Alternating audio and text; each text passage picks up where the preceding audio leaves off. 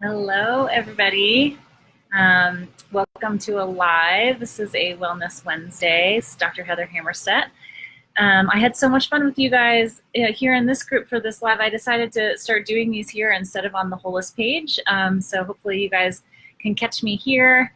As a reminder, I'm Dr. Heather Hammerstedt. I'm an emergency medicine doc and a lifestyle medicine doctor, and I'm the CEO and founder of my company, which is Wholist, where we do coaching and consulting around food and mindset and sleep and exercise and all that good stuff in terms of preventing and reversing disease. Today, I'm going to talk about food addiction, and this has been sort of my theme this week, kind of piggybacking on the microbiome stuff that I did the 2 weeks before. So let's get into it. Please post some comments, and I will get to them, questions in the comments, and I will get to them at the end.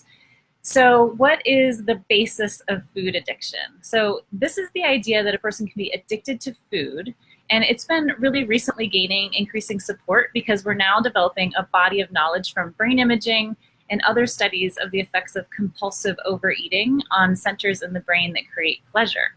Experiments in animals and humans show that for some people, the same reward and pleasure centers of the brain are triggered by addictive drugs like cocaine and heroin are also activated by food, which is especially highly palatable foods. So highly palatable foods, what do I mean by that? Basically foods rich in sugar, fat, and salt. So like addictive drugs, highly palatable foods trigger feel-good brain chemicals such as dopamine. Once people experience pleasure associated with the increased dopamine transmission in the brain's reward pathway from eating certain foods, they quickly feel the need to eat again. And this can be as hard to quit as those kind of high-risk recreational drugs. And I think probably some of you who are experiencing some of this can agree that is hard to get out of. So the reward signals from highly palatable foods may override other signals of fullness and satisfaction. So as a result, people keep eating, even when they're not hungry. Compulsive overeating is a type of behavioral addiction, meaning that someone can become preoccupied with a behavior such as eating or gambling or shopping that triggers intense pleasure. So people with food addictions lose control over their eating behavior and find themselves spending excessive amounts of time involved with food and overeating or anticipating the emotional effects of compulsive overeating. So why does this happen? It seems like it's related to that dopamine reward neurotransmitter. The studies have shown that as BMI, that's your body mass index, which is just one way of kind of assessing and quantifying weight. So as BMI increases, dopamine decreases. And as BMI decreases, dopamine increases. So with low levels of dopamine, you can have depression and anxiety and the need to fill the dopamine with highly palatable reward foods, refined, fatty, sugary. And when those foods are gone, your reward center is basically forcing you to fill it back up to get that feeling of well-being. So we all know this, right? When you're feeling down, you're not going for a salad, right? So as with other addictions, you can see both tolerance, so needing more and more of that highly palatable food to get the same feeling, and withdrawal, so physical symptoms of not having that neurotransmitter release. So once again, as I'm always talking to my lifestyle medicine and weight clients, our adipose tissue is actually a hormonally active organ. So I'm going to say that again. The adipose tissue, our fat that we feel on our body, is a hormonally active organ. So it's not just sitting there. It's active. It's working with your brain. It's working with all of your other organs. So, and this adipose tissue is connected to the gut-brain axis pretty integrally. And as we always say, this is not willpower, it's skill power. You can see if it's hormones that are connecting your brain to your fat to your gut, then your body is smarter than you are, and it's going to be making you do things to fill up whatever it thinks it needs. So people who show signs of food addiction may also develop a kind of tolerance to food. So they eat more and more only to find that food satisfies them less and less. And they continue to eat even when they no longer have pleasure, have withdrawal, stress, and anxiety around food, and when it's affecting their relationships and their health. So the Yale Rudd Center for Food Science has a Yale Food Addiction Scale, you can Google that, or I'll drop it in the comments afterwards. It's basically a questionnaire that you can take to see kind of where you are on the scale. So I'm going to stop and say hi to a bunch of people. Hi, Brad. Hi, Mark. Hi, PG. Hi, Courtney, Tyrana, and Elizabeth. So we've been talking about microbiome shifts and food addiction over the last 2 weeks. And we think, new research is coming out all the time, this is a brand new area of study, that the gut microbiota contribute to hunger signals and to obesity through the metabolism of nutrients and their influence on mood. So the hunger hormones, leptin and ghrelin, and the dopamine, motivational, and reward system. If we aren't feeding the gut the nutrients that they need to stay healthy, it seems that they can directly and indirectly mess with our energy, metabolism, expenditure, and in turn mess with what we choose or are forced to put into us to feed them through changes in the appetite neuropeptides that are in our hippocampus, which is in our brain.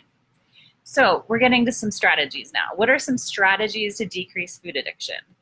Because the digestion begins in the brain, the very thought, memory, sight, and smell of food can trigger cravings. There are a few types of cravings, in my opinion. There's body hunger, which is like when you're actually hungry for something you're missing. And by the way, this really happens because our bodies know how to create their own energy. This rarely happens because our body knows how to create our own energy from what we've stored, and we're not starving. Those of you who've been experimenting with intermittent fasting know that. Mind hunger is another type of hunger. So emotional needs, stress. Basically, these are the trickiest because this is where the addiction is coming in, from filling voids and buffering emotions. When the dopamine surges, you get from those low nutrition foods, which those foods, were created by the food industry to do just that, right? To make you addicted. They sit there and they tweak and tweak and tweak until they have just that thing that you can't not eat. The third type I call situational hunger. So memories that are brought on by sights and smells and environments, right? Good or bad, of what you eat when, right? So when it comes down to it, it's what I'm constantly talking about with my clients. It's about evidence, education, and empowerment. You need to have a good understanding of the evidence of the what is happening so you can see how your choices are assisting your body in helping or hurting your goals, and to understand that this isn't all in your control. So stop feeling frustrated and work on the skill to the will. You need to get education on what those skills are, and those are coming. And you need to be empowered to know you can do it. And this is the support, kindness, and accountability of a coach like we have here at Wholist. Because this is a total lifestyle change and lifelong change. So what are those skills? Learning how to interpret body hunger, mind hunger, and situational hunger. So you have to be able to figure out the sensations that are coming up to your brain. Which one is it? What do I think about it? How can I create new feelings and thoughts around those sensations so that you can figure out what you want to do and what's going to get you to the results that you want? Learning how to receive the sensations from your gut, like I just talked about, and your adipose tissue to your brain, analyzing, delaying action, and choosing what thought to make from them, and acting on the thought, not the sensation.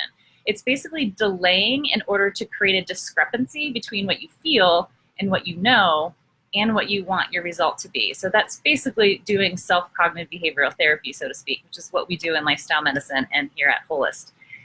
Next is elimination of added sugars, processed grains, flours, oils, and fats, and instead eating the rainbow of whole veggies and fruits for diversity and adding in whole grains. Real food, no products. Next, it's getting the skills to create food that is physically satisfying but still created out of the foods we know feed our gut microbiome, as well as provide long-term health. It's all the same stuff, right? I mean, really, when it comes down to it, I'm talking for months and months and months, and it really comes down to it's all the same stuff. Tasting good, real food, appropriate balance of fat, protein, and unprocessed carbs to keep you full longer so you can work on the why and when to eat in a more settled sense of mind.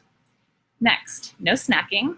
Eat only when hungry. I know I have a couple clients that are watching and they know that this is our mantra, right? Eating only when hungry. So this means you can start out only eating 3 meals a day, less if you don't think you need it. Pay attention to that. I have a free 7-day no snacking challenge that guides you through this.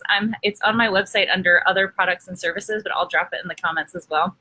And it really helps you kind of get at that, how to do that appropriately. The next is allowing time for food withdrawal to pass. This sometimes can be 1 week of complete elimination of all of those above foods that I talked about. It might be longer. Just realize that it'll pass. Again, this is where support and accountability are key.